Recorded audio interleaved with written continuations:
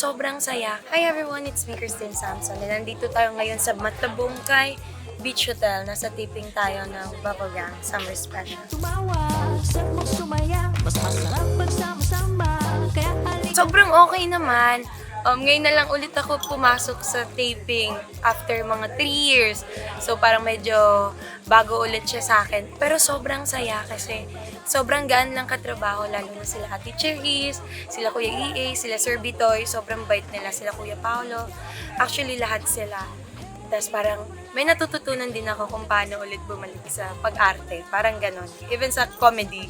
Bubblegang Summer Special, April 26 to May 8. See you!